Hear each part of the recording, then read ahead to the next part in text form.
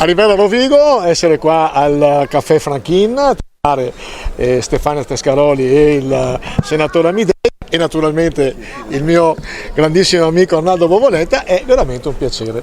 E perché non approfittare di questo per parlare di Rovigo? Fra poco si andrà alle votazioni, tra l'altro tu sei in lista come consigliere, abbiamo il senatore Amidei che di questo territorio è effettivamente il grande coordinatore ma soprattutto il grande osservatore. Io vorrei approfittare del fatto di avere qua Arnaldo Bovolenta, produttore di sementi polesani, che è un grandissimo conoscitore del suo settore e che naturalmente vorrebbe vedere sviluppato in maniera particolare questo settore anche nella nostra provincia. I nostri agricoltori non vogliono contributi, vogliono che vogliono che si creino le condizioni perché la loro attività sia ovviamente produttiva e sia remunerata in modo adeguato, che è quello che anche lei aveva detto prima, se effettivamente lo sono. Voi state facendo squadra comunque con le varie associazioni di categoria. Certo, so che certo. State muovendo e sia la cittadina che la nostra candidata e quasi tutti i consiglieri proposti stanno creando una sinergia e da questa sinergia cosa è venuto fuori come problema fondamentale? Al di là di quello che abbiamo detto, a Rovigo in particolare? Io ovviamente faccio parte e sostengo Valeria Cittadin sindaco, come abbiamo detto prima, che è sostenuta poi, io nella fattispecie sono candidata indipendente in Fratelli d'Italia, poi abbiamo la Lega, la Forza Italia e la lista civica della Cittadin e i moderati, insomma, che sostengono questo schieramento ampio.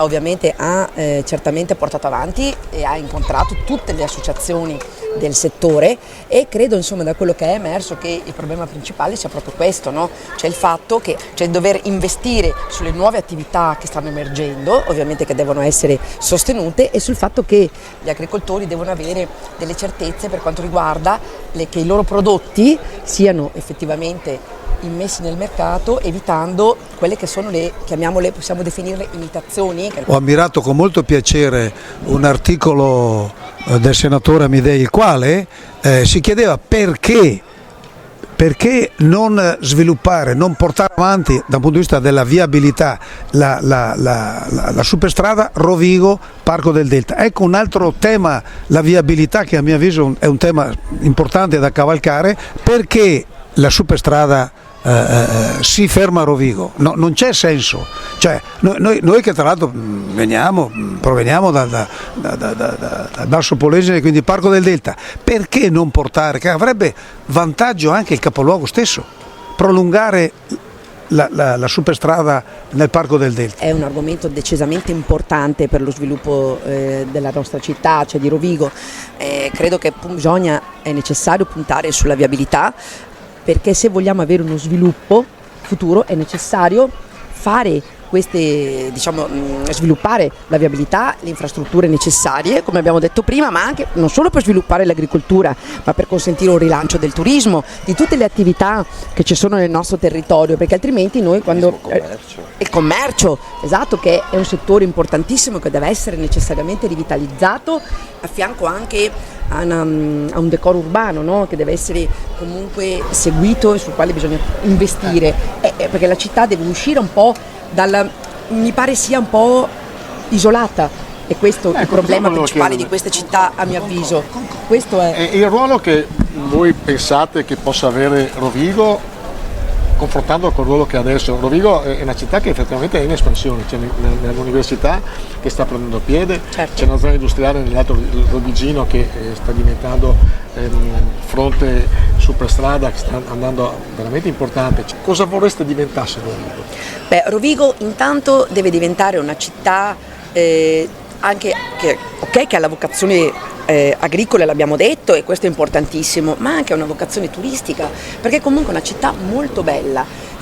È il capoluogo del Polesine, dove abbiamo un parco del Delta meraviglioso, quindi credo che potremo creare effettivamente un territorio molto appetibile, perché presenta delle bellezze da un punto di vista naturalistiche molto importanti, delle attrazioni culturali molto importanti che abbiamo nella città, basti pensare alla Rotonda, alla Gran Guardia, abbiamo delle bellissime piazze dove siamo anche adesso, Piazza Vittorio Emanuele, Piazza Garibaldi con un bellissimo teatro, quindi ha delle risorse culturali naturali importanti anche, quindi da un punto di vista turistico la città dovrebbe fare da traino allo sviluppo di tutto il Polesine. Cioè, questa è la visione che abbiamo della città e perciò è necessario, come abbiamo detto prima, creare delle infrastrutture importanti, la viabilità, perché è vero che abbiamo l'interporto, ma è un interporto che deve essere rilanciato, perché altrimenti non pare sia decollato in tutti questi anni.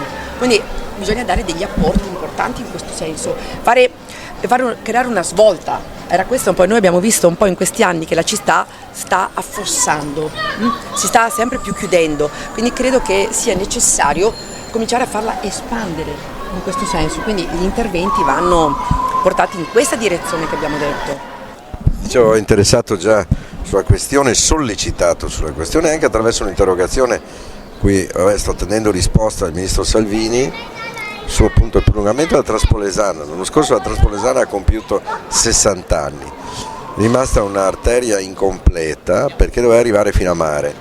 Sarebbe estremamente importante diventasse quell'arteria che va ad intersecarsi con la cosiddetta Romea commerciale, cioè la Romea commerciale è quella Romea che farebbe diventare l'attuale Romea turistica, quindi praticamente togliendo il traffico pesante in questa arteria che fa Mestre e Ravenna, che oggi è intasata, cioè per percorrere un tratto di 100 km ti ci vogliono 3 ore. Con i rischi che ci sono. Con tutti i rischi di incidenti quotidiani, mortali spesso, che è impensabile ormai nel 2024-2025 ancora metterci così tanto tempo e rischiando la vita.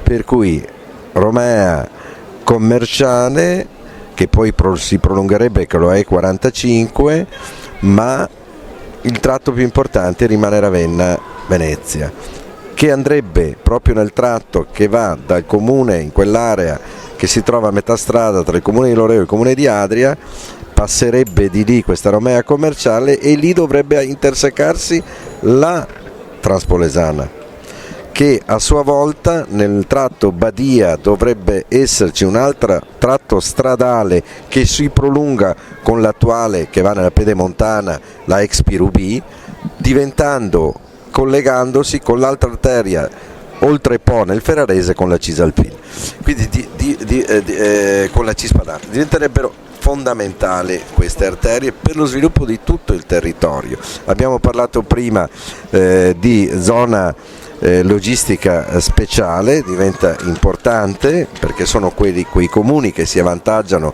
del credito d'imposta, per cui le imprese, comuni intesi come territorio, le cui imprese si avvantaggiano del credito d'imposta, e quindi è molto più facile venire ad investire alle imprese. Quindi è importante mettere insieme tutti questi aspetti per far sì che il territorio trovi sviluppo e interesse. Rovigo un grande avvenire davanti a sé. Ma assolutamente sì, Rovigo è centrale nell'economia veneta ma anche nell'economia europea, assolutamente.